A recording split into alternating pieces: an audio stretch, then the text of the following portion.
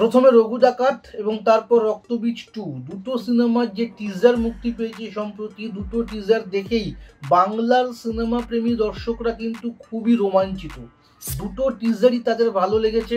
তারা কমেন্ট করছেন যে দুটো ছবি তারা দেখবে, দুটো ছবি বক্স অফিসে সাফল্য পাবে। তো ছবি দুটো টিজার কেমন হলো বা সেই নিয়ে আমার অভিব্যক্তি কেমন সেটাই বলবো আজকের এই ভিডিওতে। চলুন শুরু করি আজকের ভিডিও।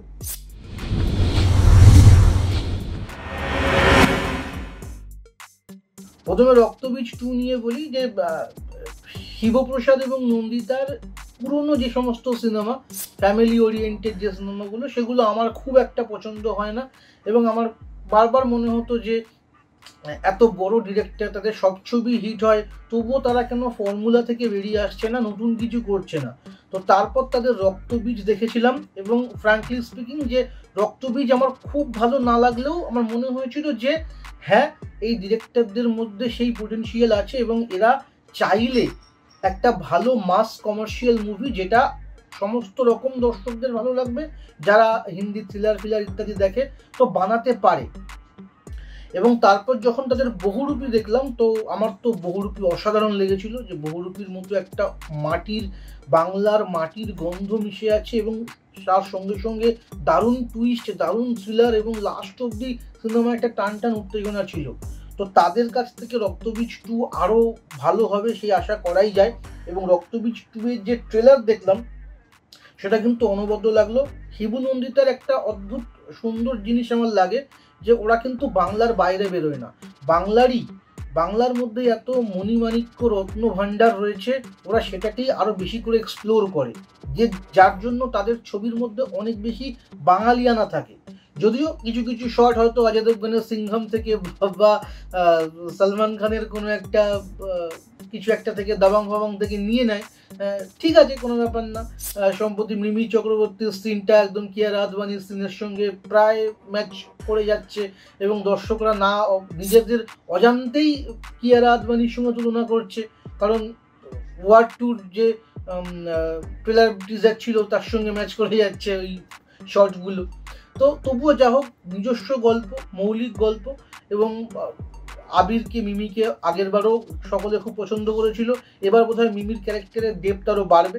তো রক্তবীজ 2 এর জন্য ডেফিনেটলি আমার বেশ ভালো লেগেছে টিজারটা, আমি খুব আশাবাদী।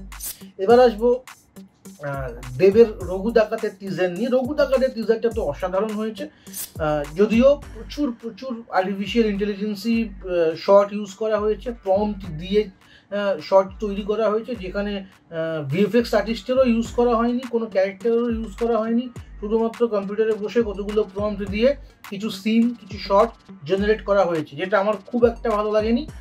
দেখতে ভালো লেগেছে, কিন্তু এই মেকিংয়ের প্রসিডিউরটা ভালো লাগেনি। আমার মনে হচ্ছে অনেক লোকের কাজ হারানোর একটা সম্ভাবনা রয়েছে। এবং এই ধ্রুব ব্যানার্জির না একটু দর্শককে ফাঁকি দেওয়ার ব্যাপার আছে। আমি যখন তার আগের সিনেমা গোলন্দাজ বা বাঘাযতীন দেখেছি, টিজার বা ট্রেলার দেখে সিনেমাটা যতটা হাইপ মনে হয়, যতটা মনে হয় যে আমরা ওর মধ্যে অনেক কিছু পাবো, সিনেমাটা অনেকটা ম্যারমেরে হয়। যদিও ধ্রুব ব্যানার্জির সোনাদার সিনেমাগুলো কিন্তু অতটা ম্যারমেরে হয় না, কিন্তু দেবকে নিয়ে যে কটা আগে করেছে, বাঘাযতীন বা গোলন্দাজ, ওগুলো ট্রেলার দারুণ হয়েছে, কিন্তু সিনেমাটা খুব ম্যারমেরে, খুব ধীর স্থির গতির আমার লেগেছে। টিজারের সঙ্গে আমার সিনেমার কোনো রকম ম্যাচিং লাগেনি, বড্ড বেশি মনোটোনাস এবং সেই 90-এর দশকের বাংলা সিনেমার মতো একটা ঘরানা, একটা টাইপ আমার লেগেছে। আমি জানি আমি ভুলে হতে পারি। তো এই রঘু ডাকাতের টিজার নিয়েও আমার সেই দোনো ব্যাপারটা রয়েছে, যে টিজারটা দেখে তো মনে হচ্ছে বিশাল সাউথের একটা পুষ্পা টাইপের কিছু একটা হবে, কিন্তু গিয়ে দেখবি যে টিজারেই যা এফোর্ট দেওয়ার দিয়েছে, সিনেমা ওই সেই পাতি মশাল জ্বালিয়ে যে দূরদর্শনে 20 বছর আগে সিরিয়াল হতো, ওরকম ধরনের কিছু আবার না হয়ে যায়। আমি চাইবো হবে না, দেখা যাক কি হয়। তো টিজার দুটোই অসাধারণ হয়েছে, শুধুমাত্র এই এআই এর পার্টটা যে ইউজ করা হয়েছে ওটা আমার ভালো লাগেনি।